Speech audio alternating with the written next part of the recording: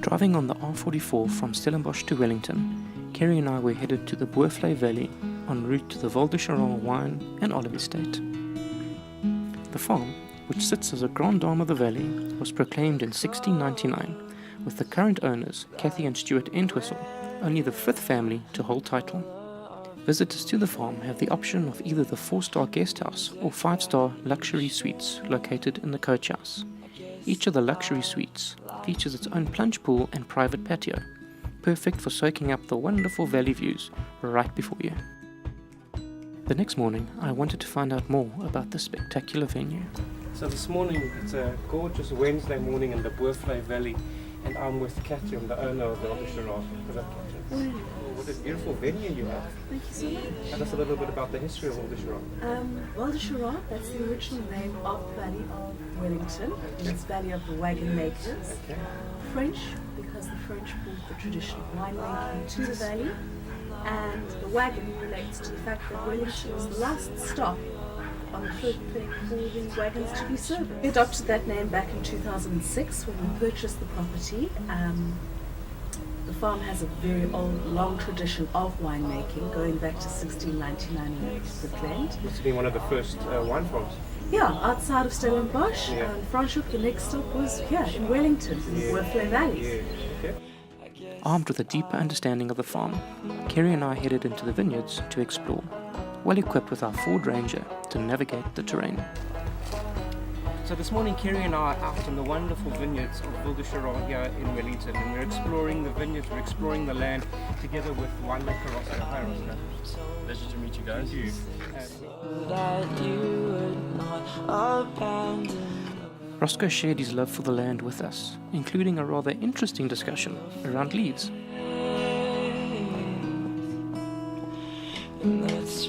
Having experienced the vineyards, we headed for the cellar door, the private tasting room at Val du Charron, to sample some product. You will see the one range is blends, the other one is straight cultivars, and we've put a lot of emphasis on the reserve range. It sells for a higher price. So we're going to start off with the Pinot Gris here. There's a difference between Pinot Grigio and Pinot Gris. During our wine tasting, Kerry and I received a masterclass in swirling from Roscoe. You can swirl his elbow from this. Excessive swirling on a Friday afternoon.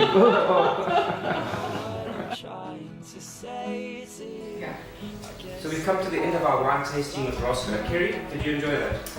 Loved it. Loved it. What was your favourite from the multitude that we had to select?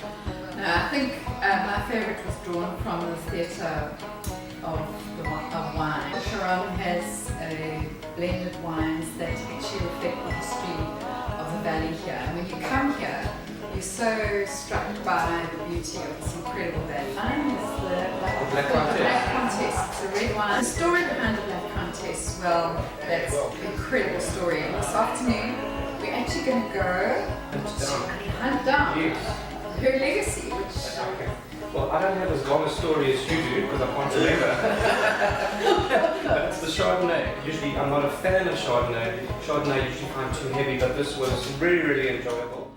With wines well and truly selected, we headed off to the local grill at Val du Charron for lunch with Roscoe and Catherine, where we spent time discussing the farm and the business of wine.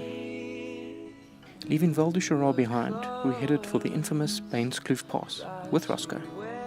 We find ourselves almost at the summit of the Bain's Kloof Pass, historic pass that was developed or established by Thomas Bain in 1853.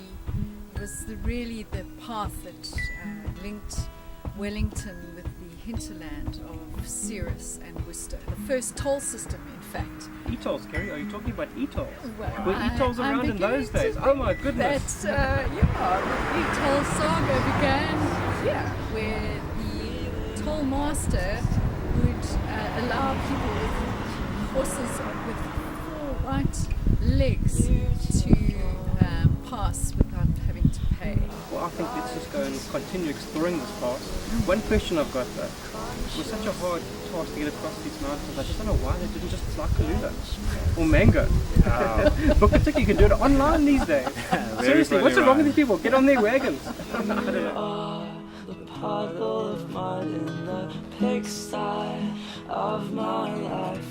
So this is the Bain's Kloof Pass, and we've come to the top of Bain's Kloof. We're in the Bain's Kloof village.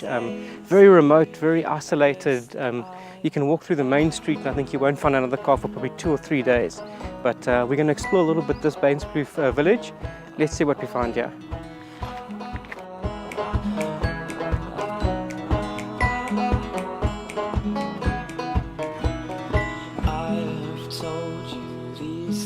With our day drawing to an end, we headed back down the Bain's Kloof Pass, eagerly anticipating a respite from the heat in our private plunge pools at the coach house. The next morning we were to come face to face with the legendary Black Countess we had heard so much about. Je suis la Comtesse Noire.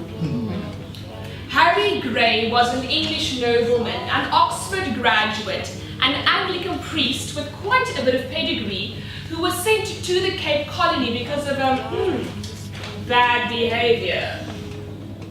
Martha Solomons was a daughter of a freed slave and street character known as Queen Rebecca, a shebeen queen running a flourishing trade. Martha was a local woman, an illiterate mother of 6, who was scorned, reviled and humiliated by the British upper class in Wellington because of her coloured race, her origins, and the things she did to create a better life for her children.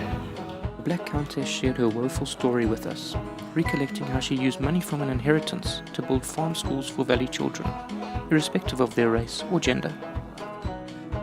Following our encounter with the Black Countess, I packed our Ford Ranger and we parted ways with Val du Charron, encouraged by our time on the farm and experiences while there.